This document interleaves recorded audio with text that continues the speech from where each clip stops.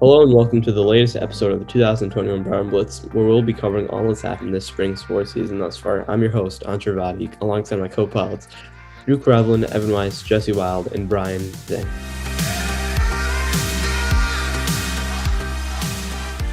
Today we'll be covering a recap on several of the sports teams within BHCSD, which includes girls volleyball, girls swim, and boys varsity football. Although the cheer and football teams were supposed to have their seasons in the fall, they had to push back their schedule to the spring season due to COVID-19 implications. Like all sports this year, these teams had a shortened season with several adaptations that had to be made. Like always, BHCSD sports persevered, and the varsity football team was actually able to come home with a Section 1 Class B championship.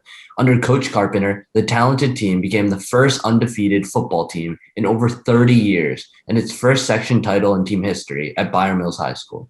Over the course of today's episode, we'll cover how each of the teams succeeded throughout the year and their progress. We'll also jump into an interview with the captains of the boys varsity football team and get some insight on what it meant to finish their Byram careers. To begin, let's cover the volleyball season this year, which was led by Coach Christian.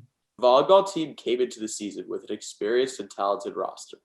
The seniors included Megan Lee, Mia Spadafino, Brooke Benz, and Sophie Stumacher. Another key player on the team who concluded an amazing season was junior Jillian Nichols. In the first game of the season, which was also senior day, Byram started the year strong with a solid 3-0 win over Fox Lane. In their next game against North Salem, they continued their dominance, winning 3-0 again. Junior Jillian Nichols had 11 kills, and senior Brooke Benz had 8. Rounding out the 2021 season, the team had an up-and-down battle. They entered the playoffs with a 5-5 record as the number 6 seed in the Section 1 Southern Westchester Large School Division playoffs. They took on 11 seed Eastchester in round 1, and due to COVID-19 related reasons, Byram was able to advance to the quarterfinals and take on Eastchester in a tough battle. The team lost 3-1 against the talented Eagles team.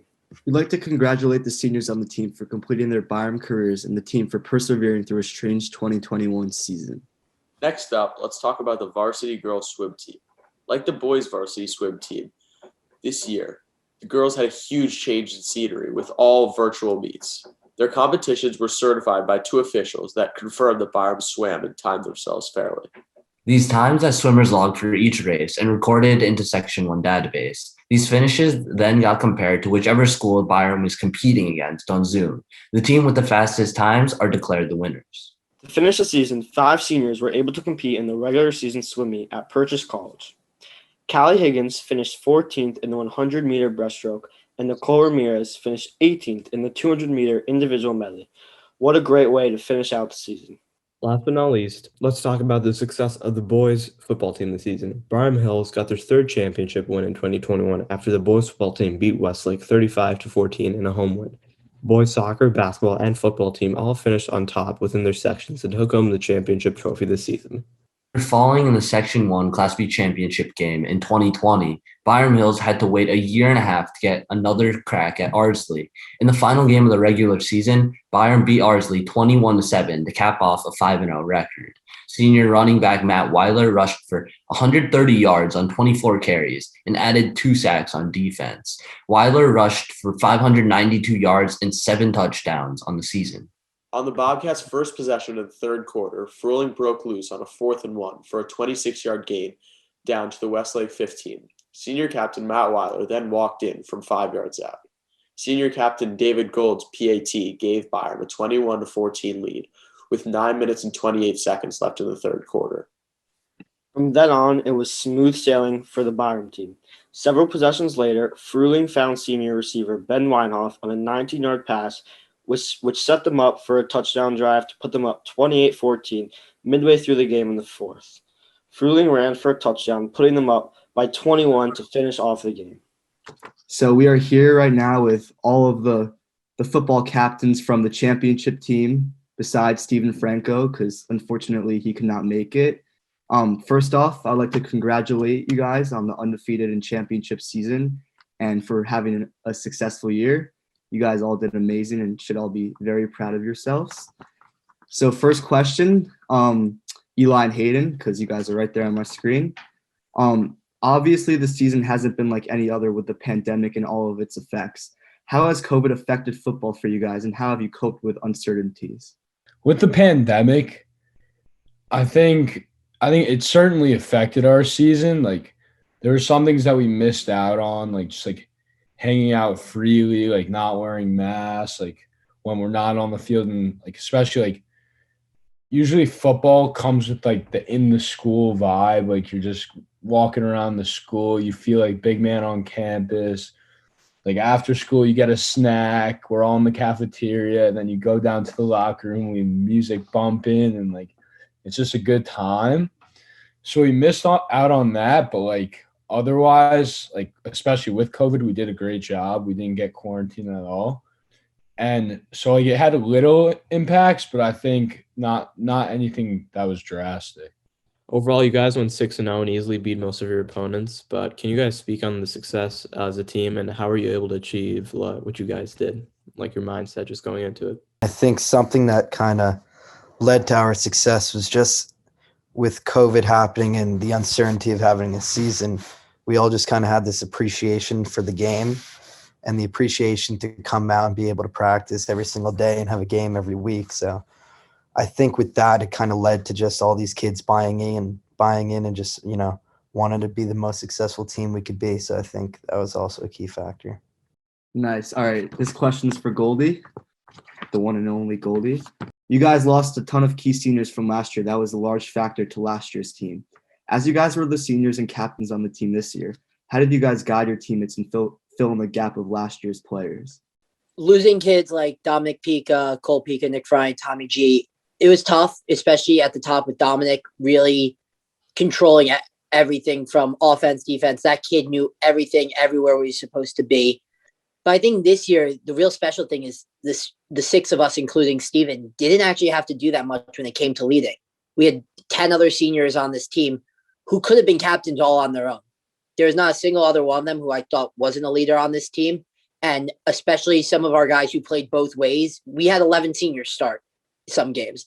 I think that's the difference between us and some of the other teams is we were just so heavy senior and such a veteran team that's what made us able to go out there, especially in a short year with no preseason, and just be able to find our groove and just go out and dominate Class B in Section 1. If you had to choose one moment, which is your favorite during a senior season on or off the field? It's got to be like beating Westlake in the section championship. Our only goal since we've been in fourth grade has been to win a section championship. And we got to play these teams all throughout Little League football and Warriors and like Pop Warner. And so having the opportunity to come out in Class B and be given the opportunity, which we weren't sure if we were going to have, to compete for a championship and then actually get there and have a great game going into the second half and then kind of do our thing and be a second half team and pull away. There was just no better feeling than kind of every time we got that little momentum shift when we added 7 points to the board. And then obviously at the end of the game, being handed that plaque and being able to be surrounded by the kids that we all love. And like this team was so close this year. The chemistry, as I've said before, was unreal. And having all those boys surrounding us while we have that plaque in between us, there was no better feeling. Overall, can you guys speak on how Byram football has impacted your life? What are some of the biggest lessons you've learned while playing with this team? Yeah, I was actually thinking about it before you even said it, but I'm going with the same thing Matt was kind of saying with the brotherhood thing. Like with Byram football, I've just had tons and tons of great memories that I'll look back on for a lifetime, like truly memories that I'll never forget. And I think with that, and because you're grinding with these kids, like I've talked to a few kids over the past couple of days just reflecting on the season, and the overall message that I'm taking from myself and other kids is like these friendships and these bonds that you form through the game of football. It's unlike anything else, truly. It's unlike anything else. Like my friendship with these guys is the best thing I could ask for. Like it means everything to me. And I think without football, like I wouldn't have that. Yeah, just to add on to that, like we literally go into a physical altercation every weekend, like together. And like when you go into that, like there are going to be cheap shots taken.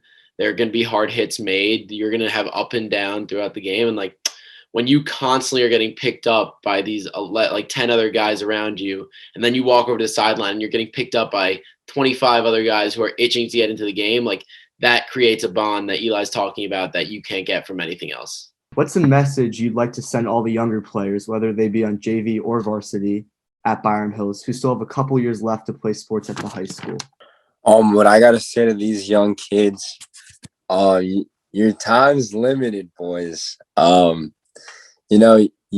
opportunity to get better goes with the years that you have to play. So your time in the weight room, your time watching film, whether that's in season, out of season. That's the stuff that's gonna make you a better player. And obviously all you guys want to be better players. So just, don't waste your time, messing off, stay focused, because when you're done with it, you're gonna realize how fast it goes by. And then, if you didn't put in that time, you're gonna regret it. So that's what I gotta say to you guys. All right. So if any of you guys have any last words, talk about anything, shout out to anyone. I think it's first of all important to thank everyone in the administration, as well as the coaching staff and kind of all Section 1 football coaches for pushing to allow us to have a season. 6 months ago, we were never sure if we'd get step foot on the field again. And obviously we were all just thankful for the opportunity to get first practices in, let alone get to play a 5-game regular season and win a section championship. And then also once again, I just want to shout out those younger guys. I don't think they get enough credit. They all grind every day. In scout team, they're making us better. And those are the guys that they're going to get their credit. Obviously those are guys that are going to be tearing up the section, but I don't think enough people realize the impact that they have on this program. And I just think that they should be recognized for it. Yeah. I just want to say we got to thank Coach Karp, Coach Greenberg, Coach Boyer, and the rest of our staff, because without them, we're good. We're good, but we're not in the position to be holding up a section championship last Saturday. They grinded their butts off this season to put us in the best position to win games. They sacrificed a lot of time from their families, so for that, we're really thankful. Yeah, just shout out Byram football. Everybody involved. Everybody. That's right, E. Love that. Thank you guys all for joining us today. Thank you for having us. Yeah, thanks, Ev. Appreciate it. Thanks, Evan. Thanks, Al. With that, this completes our episode of the Byram Blitz. Stay tuned for the second half of the Spring Sports episode where we'll be covering Byram tennis, golf, baseball, softball, and lacrosse. Thank you guys for listening, and as always, go Byram.